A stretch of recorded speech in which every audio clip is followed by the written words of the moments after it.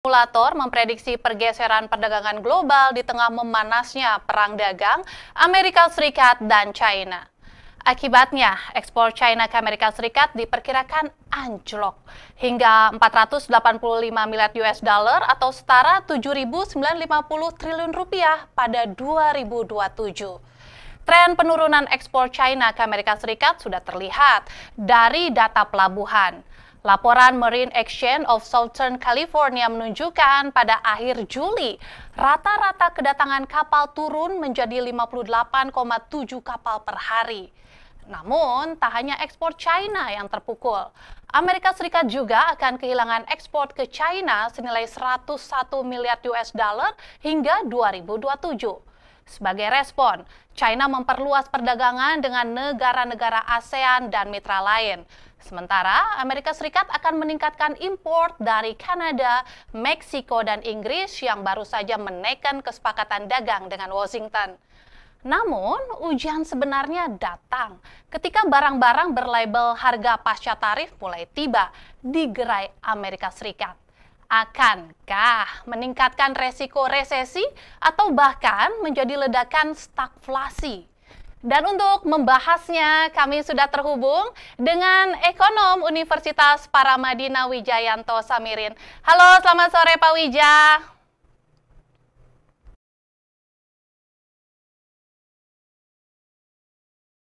Kami akan berusaha untuk mencoba menghubungi lagi dengan ekonom dari Universitas Paramadina. Halo, selamat sore Pak Wija.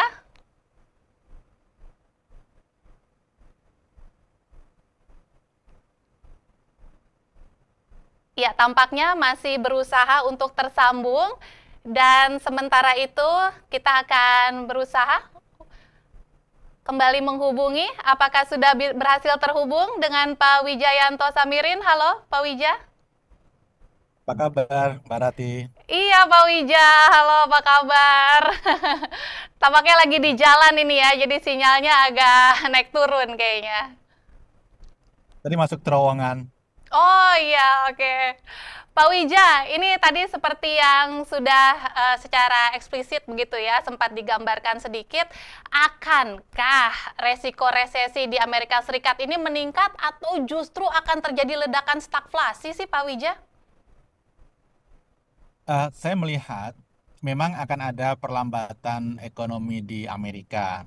Ini sudah terlihat ya dalam 2 bulan terakhir, penciptaan lapangan kerja di Amerika itu jauh lebih rendah dari prediksi. Juga jauh lebih rendah dari penciptaan lapangan kerja di bulan yang sama tahun-tahun sebelumnya. Pasti ekonomi akan sedikit melambat, tetapi apakah akan terjadi resesi? Saya tidak yakin. Jadi yang akan terjadi adalah pertumbuhan yang lambat, tetapi saya rasa masih positif. Karena perang tarif Trump ini ternyata tidak seheboh seperti yang kita khawatirkan dulu. Ini pandangan saya, Mbak Rati. Nah, kalau kemudian tadi Mbak Rati bilang, apa dampak kepada dunia, apa dampak kepada Indonesia? Jadi ada beberapa hal. Jadi kalau kita kategorisasikan ada 2 dampak, Mbak Rati. Yang pertama adalah dampak yang sifatnya trade reduction, jadi penurunan perdagangan.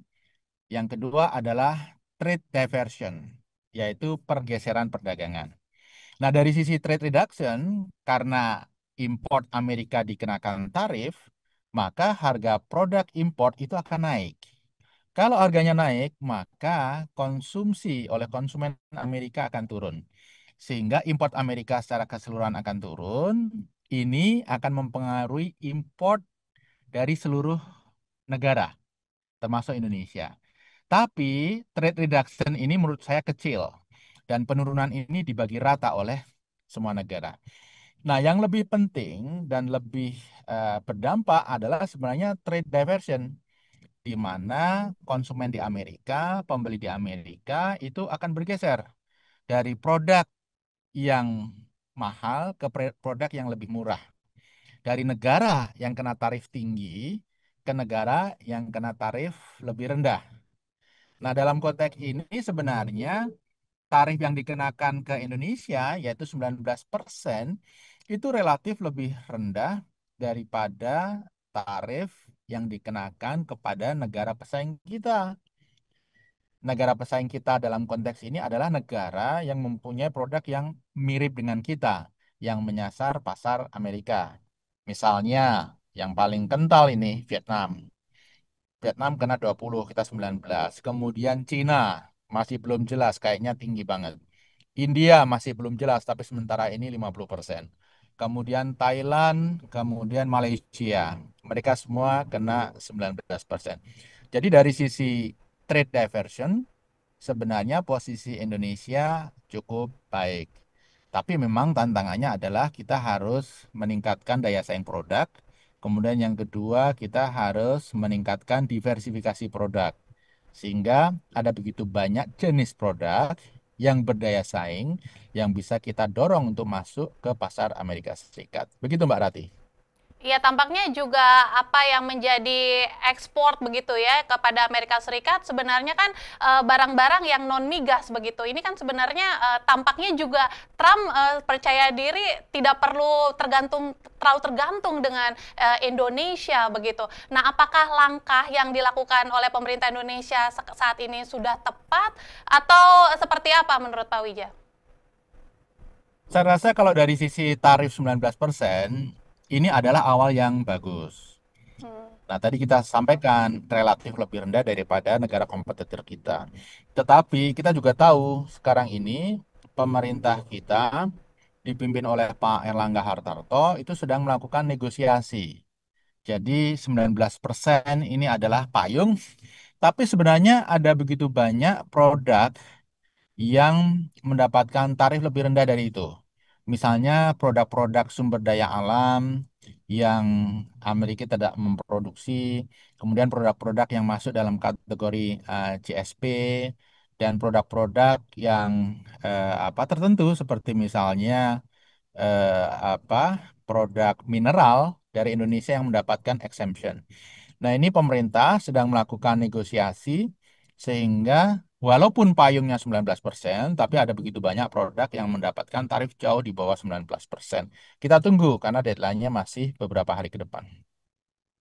Kalau misalnya kita melihat ini kan sebenarnya seperti yang dipaparkan Pak Wija ini memang tidak seheboh di awal begitu ya pada saat Trump mengumumkan bagaimana tarif yang begitu tinggi terhadap negara-negara mitra dagangnya dan Trump ini baru aja menekan kesepakatan kan tarif ini maksimal kayaknya antara 15% sampai 20% ya untuk negara-negara mitranya seperti yang baru saja kan Jepang dan Uni Eropa ini kena 15%. Sementara untuk tarif dasar global kayaknya di kisaran 15 sampai 20 nih, termasuk ASEAN. Ini pada akhirnya kira-kira negara-negara bakal berpikir ulang nggak sih?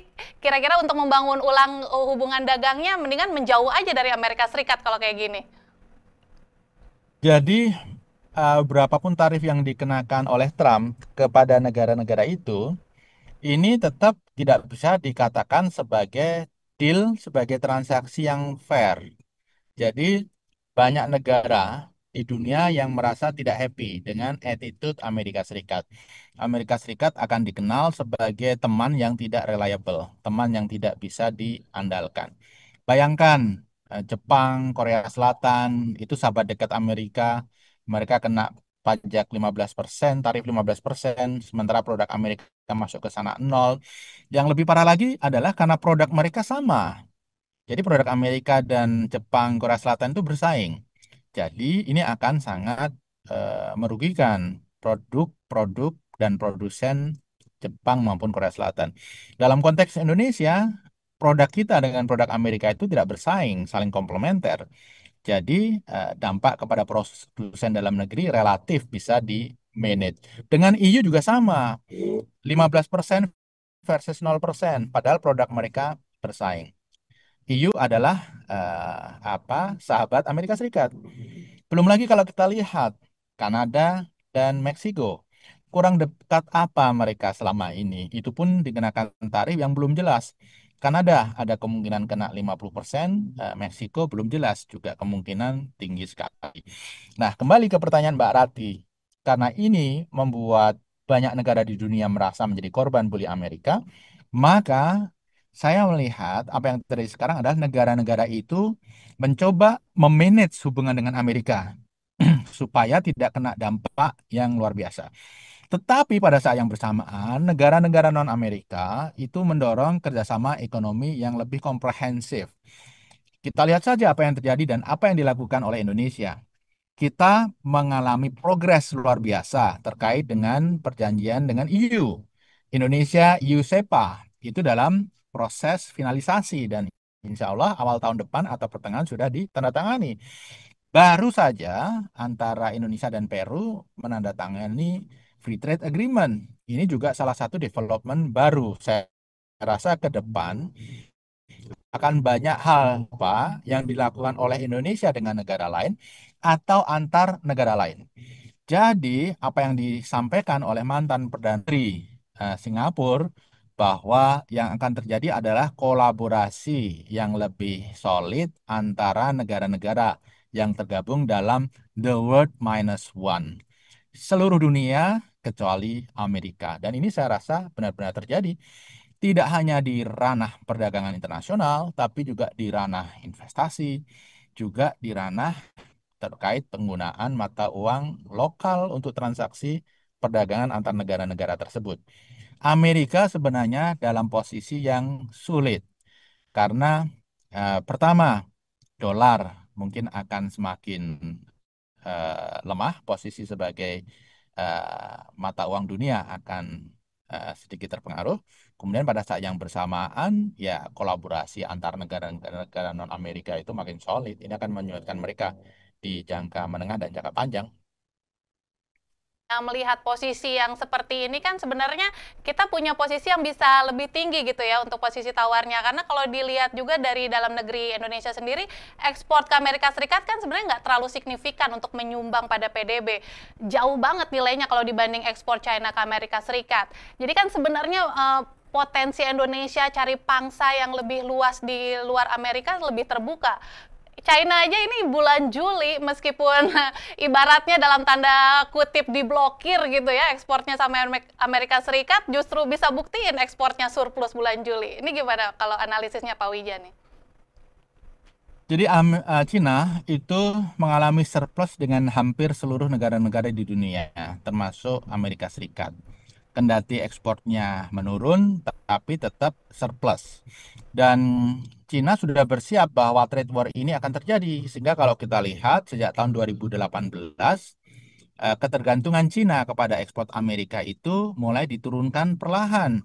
Dari tadinya sekitar 18,3%, sekarang tahun 2024 lalu itu hanya 12,4 sekian persen. Jadi dari 18 menjadi 12,4% dalam hitungan 6 tahun. Ini salah satu progres yang luar biasa cepat. Jadi mereka sadar Amerika akan melakukan perang dagang, sooner or later, maka mereka mengurangi ketergantungan. Dan tetap surplus karena memang Cina itu surplus kepada hampir seluruh negara di dunia. Bagi Indonesia, memang perdagangan dengan Amerika itu hanya kira-kira seperempat atau seperempat dari perdagangan kita dengan Cina. Tetapi kendati pun demikian, walaupun ekspor kita ke Amerika hanya mewakili 10% dari total ekspor dan 2,2% dari PDB, tapi kita mengalami surplus dengan Amerika. Jadi surplus kita dengan Amerika ini sekitar 45% dari total surplus dagang kita. Sehingga walaupun sedikit, tetapi kalau kita berbicara dampak kepada PDB, itu kan bukan nilai ekspornya, tetapi surplusnya, net ekspornya yang masuk dalam perhitungan PDB. Jadi Amerika tetap penting. Lalu apakah Amerika lebih penting daripada Cina? Cina memang mengalami surplus terhadap kita. Kita mengalami defisit yang besar. Tetapi surplus yang diterima oleh Cina itu kemudian diinvestasikan ke Indonesia dalam bentuk foreign direct investment yang nilainya cukup besar. Jadi walaupun kita defisit, tetapi kemudian kita menerima aliran dana masuk dari Cina dalam bentuk investasi langsung. Kalau dilihat baik Amerika maupun Cina adalah partner dagang yang sangat penting bagi Indonesia. Hanya profil dan struktur dagangnya berbeda. Oke, Pak Wija, ini tampaknya sudah ada sahabat kabar bursa yang ingin bertanya langsung nih via live chat. Ada dari Satria Eko Atmojo ingin bertanya, ekonomi dunia kan bakal boncos nih di 2027. Ekonomi Indonesia gimana, Pak? BPS kan kemarin rilis ya pertumbuhan 5,12%. Benar nggak sih nih? Sedangkan banyak pengamat yang meragukan data BPS. Menurut Pak Wija gimana? Jadi kalau kita melihat angka BPS memang ini mengejutkan. Kalau angka itu benar tentunya sangat menggembirakan. Permasalahannya banyak pengamat, banyak ekonom yang melihat termasuk saya yang melihat data itu tidak sesuai dengan kenyataan di lapangan. Pada saat yang bersamaan penerima PPN kita turun hampir 20% year on year semester ini, tetapi kok konsumsi rumah tangga bisa melejit hampir 5%. Kemudian pada saat yang bersamaan confidence pelaku industri itu sedang turun, sedang rendah, ditunjukkan dari PMI atau Purchasing Manager Index yang 4 bulan berturut-turut di bawah 50. Tetapi kenapa ada investasi yang luar biasa tinggi, meningkat hampir 7%. Ini kan sangat counterintuitif. Bukannya kita tidak percaya kepada BPS, bukannya kita kemudian menuduh BPS bohong, tetapi para ekonom menuntut BPS untuk transparan, untuk mendisclose data-datanya, termasuk mendisclose bagaimana mereka melakukan perhitungan. Karena ini penting supaya trust terhadap BPS, lembaga yang teramat penting, itu tetap terjaga. Lalu bagaimana dengan outlook ekonomi dunia 2027? Saya rasa karena pada saat yang bersamaan ya ada gangguan geopolitik, perang, ketegangan di Middle East, di Eropa dan seterusnya. Kemudian pada saat yang bersamaan trade war ini walaupun sudah mulai kelihatan berapa tingkat tarif yang akan dikenakan, tetapi dampak dari itu semua baru kita rasakan 2026 dan 2027. Jadi, potensi ada lambatan di tahun 2026 itu sangat tinggi, tetapi saya melihat yang terjadi pertumbuhan akan tetap positif walaupun rendah. Jadi bukan resesi, tapi perlambatan pertumbuhan ekonomi. Ya, tampaknya ada lagi ini yang mau bertanya begitu ya dari Barbara Cuan. Apa yang harus dilakukan pemerintah Indonesia kalau melihat dengan tema dialog di kabar bursa ini supaya Indonesia nggak boncos gitu? Ya, kita harus mengantisipasi ya, domestik. Kita harus melihat bahwa ke depan fiskal kita akan berat. Maka pemerintah harus melakukan penghematan fiskal.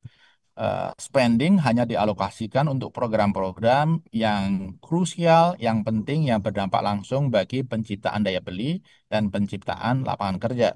Hal-hal yang sifatnya menara gading, yang berdampak jangka panjang, sebaiknya ditunda atau dikurangi. Kemudian, di sisi lain, terkait dengan pasar ekspor kita, pemerintah harus semakin rajin membuka pasar internasional bagi produk kita. Saya sangat mengapresiasi 2 jempol untuk Kementerian Perdagangan atas sikap progresif dan agresif dalam membuka pasar dunia ini. Apa yang dilakukan dengan EU, apa yang dilakukan dengan Peru dan beberapa negara lainnya, kemungkinan nanti negara-negara BRICS, ini tentunya patut diapresiasi dan ini sesuatu yang positif. Jadi, perjanjian dagang, apakah FTA atau SIPA, itu intinya kita membuka pintu.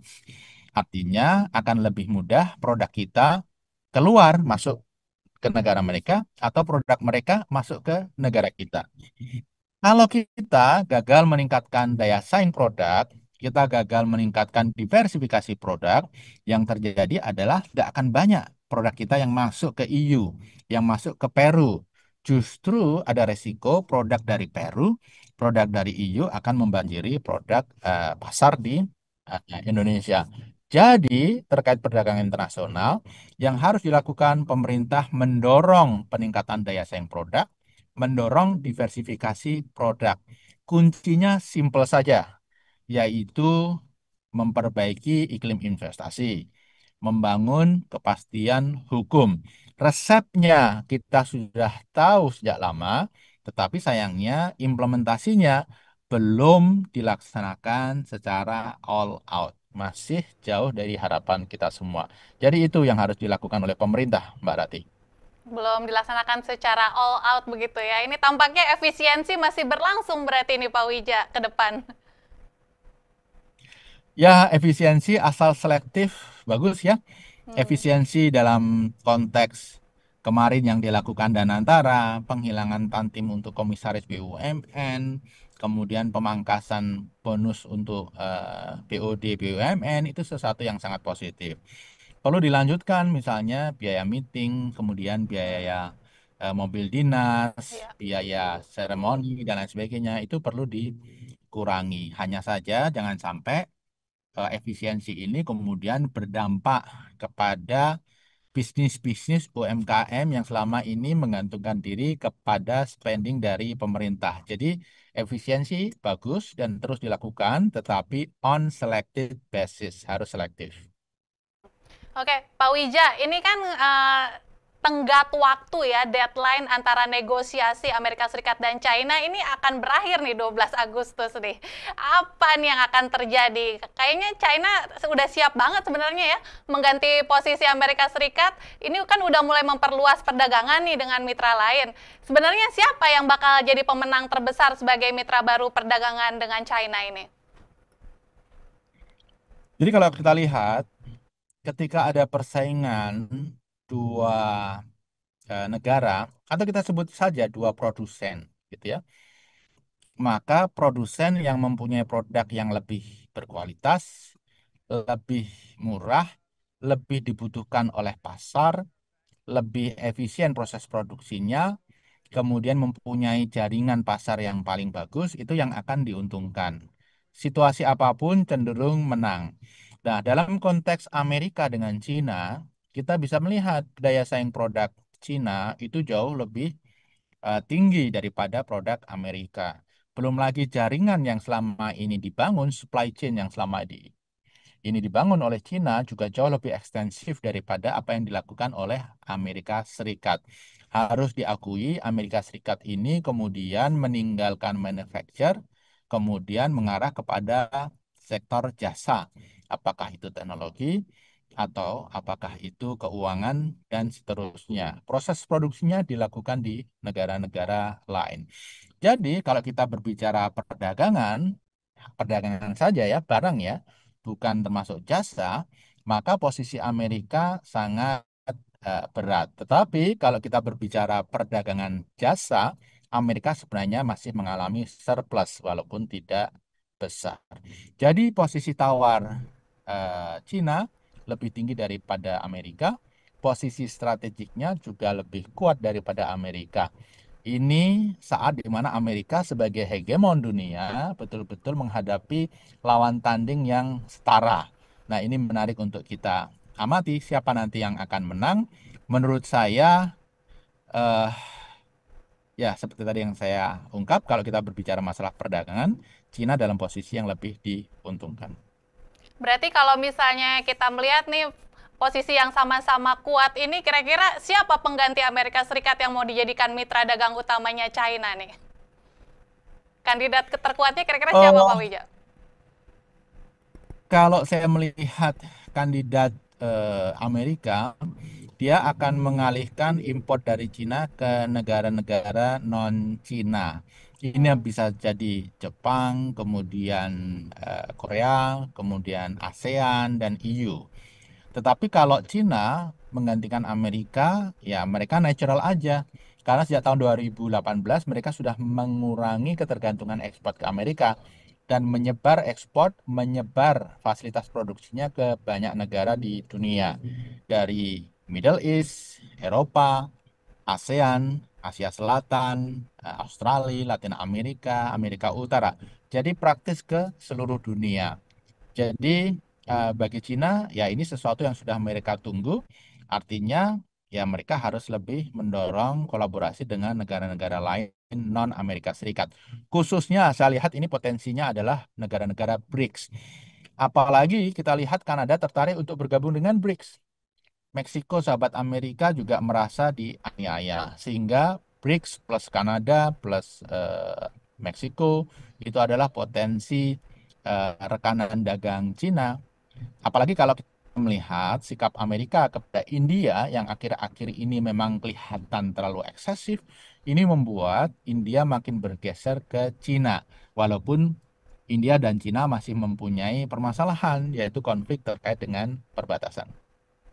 Ya, Pak Wija, kalau melihat masih alotnya begitu ya, bagaimana perang tarif antara Amerika Serikat dan China, apakah ini benar-benar kita harus bersiap 2027 ekonomi dunia akan boncos, Pak Wija? Saya rasa tidak akan separah yang kita prediksikan sebelumnya ya. Saya rasa IMF dan World Bank, kemudian OECD juga akan segera merevisi pertumbuhan ekonomi, proyeksi pertumbuhan ekonomi dunia. Ketika Liberation Day itu terjadi, ketika Trump mengumumkan reciprocal tarif yang begitu tinggi, itu saja forecast pertumbuhan ekonomi dunia masih positif. Saya lupa angkanya ya, nanti bisa kita cek. Ya. Saya rasa kalau tiga lembaga dunia itu diminta untuk melakukan forecast saat ini, angkanya pasti lebih positif dari angka yang dia keluarkan beberapa bulan yang lalu. Jadi jangan khawatir, pengertian boncos di sini adalah pertumbuhan ekonomi tetap positif, bukan negatif. Tidak perlu khawatir bahwa akan terjadi resesi. Baik, masih ada peluang begitu ya di setiap tantangan. Terima kasih Pak Wija untuk waktu dan analisisnya di Kabar Bursa hari ini. Sehat dan sukses selalu. Hati-hati di jalan ya Pak Wija. Terima kasih Mbak Rati, selamat malam. Terima kasih Pak Wija. Dan sahabat Kabar Bursa, di tengah kondisi dunia yang semakin tidak pasti, Presiden Prabowo Subianto menegaskan